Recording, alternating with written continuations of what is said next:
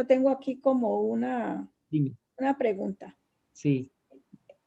Antes se había hablado del gran aliento, ¿verdad? Da origen al torbellino 1 movimiento para luego dar las formas o manifestaciones. Es ese gran aliento Claro. el que da origen a ese torbellino del que habla ahora. Correcto. Se le llama así el torbellino 1 cuando ya empieza un movimiento que va a ser perceptible desde el nivel manifestado o mayábico, vamos a decir. Ok. Y en cuanto a los lipicas, se dice que cuando uno avanza espiritualmente, llega a ser un maestro o algo así, o el Buda ve todas sus encarnaciones de la primera hasta la última, entonces es porque los lepicas escriben absolutamente todo allí, desde la primera hasta la última. Claro. Y así se pueden recordar las encarnaciones. Y queda en lo eterno. Entonces el ser que deja de ser una criatura individual. ¿Qué es lo que es en esencia? Que desecha su aparente aislamiento y entra conscientemente otra vez en la conciencia de sí mismo en el nivel del todo. Por tanto, está en el nivel de la unidad. Y la unidad implica ese registro, esa conciencia de la totalidad. Ok, hermano, gracias. Por nada.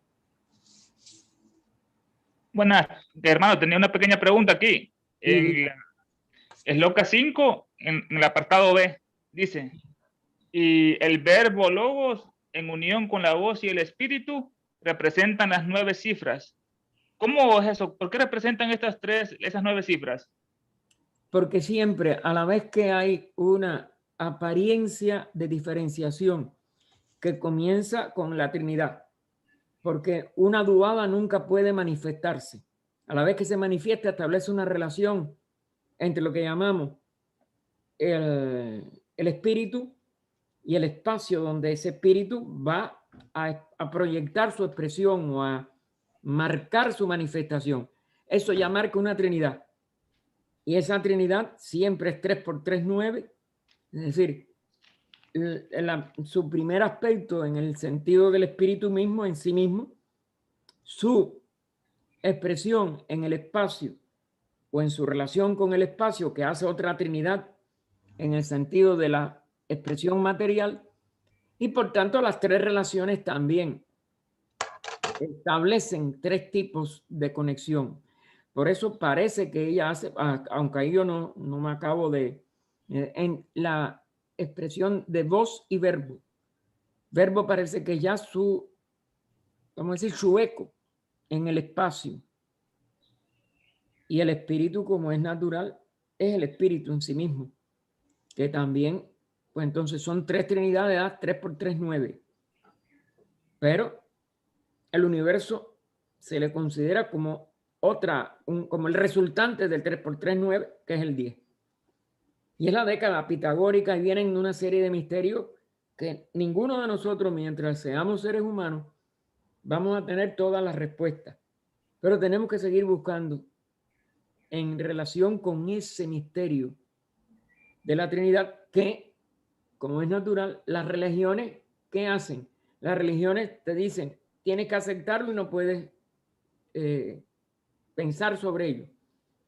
Y entonces, al impedir la investigación, impiden que la conciencia pueda, como dijéramos, avanzar hacia el descubrimiento.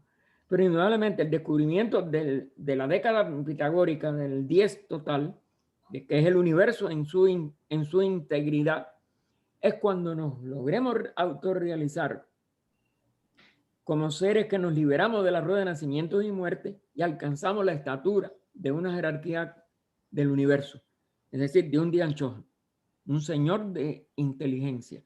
Ya no nos queda ninguna de las limitaciones que nos impiden ahora comprender esto en su integridad.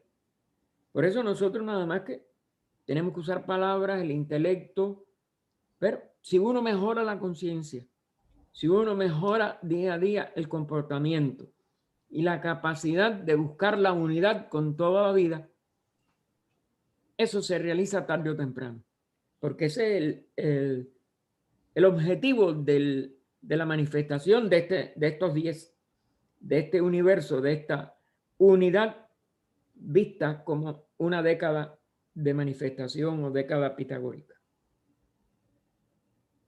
¿Algo más? Sí. Sí, hermano, aquí en la parte final de esta esloca dice lo siguiente: centros de fuerza al principio, las invisibles chispas de átomos primordiales se diferencian en moléculas y se convierten en soles. ¿Cómo puede ser de algo tan pequeño así pasamos del átomo a la molécula a un enorme sol así de repente en este final? Bueno, no es de repente, eso lleva millones de años de expresión, pero sí que lo que aparece como un sol no es nada más que una concatenada y organizada expresión de las diferencias que empiezan en el átomo de materia primordial y pasando por todos los niveles moleculares de todos los planos, se expresa en un centro de energía de la capacidad y de inteligencia, porque es vida e inteligencia que se expresa como energía, y energía que construye, mantiene y hace progresar todo un sistema planetario primero y solar después, y galáctico, etc. Y es la expresión de la vida en su integridad. Ahora, en palabras hay que ponerlo así, en una síntesis, porque en realidad el principio es el mismo. Que eso es lo que, a la inversa, cuando tú buscas tanto en lo extremadamente pequeño, que hay, sobre todo esto, recientemente, hace 2 domingos, lo trajo el hermano Gabriel Burgos de Colombia a un curso básico de teosofía, y lo empezó con eso, con el documental que vemos una hoja desde una altura de 10 metros. Y de ahí podemos ir hasta el espacio exterior y vemos lo que se va viendo ante los ojos de una persona que tuviera primero una cámara fotográfica, después un telescopio, después un telescopio de los más grandes del mundo, etcétera.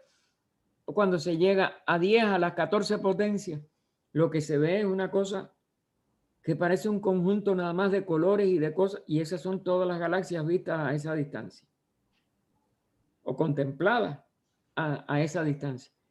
Si después tú coges, que es lo que hace el documental, que lo hizo la NASA, y ves la misma hoja, pero te empiezas a acercar a la hoja con lentes de aumento y llegas a la 10, a la 14 potencia, creo que también, para ver lo más pequeñito de eso, te ves la misma visión del mismo universo, tan inmensamente grande, lo ves en la misma proporción o en la misma apariencia. Ahí es donde se ve la doctrina del Maya.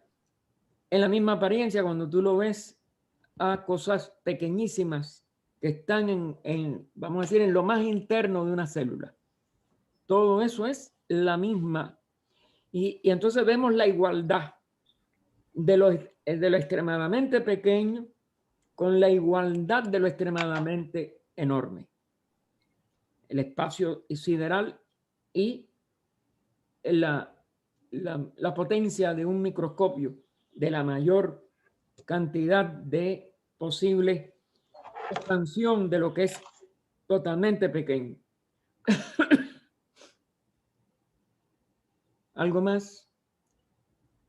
Bien, hermanos, entonces los esperamos el próximo domingo 20 para continuar este estudio de esta versión abreviada de la doctrina secreta o compendio que hicieron Humphrey y Ellison.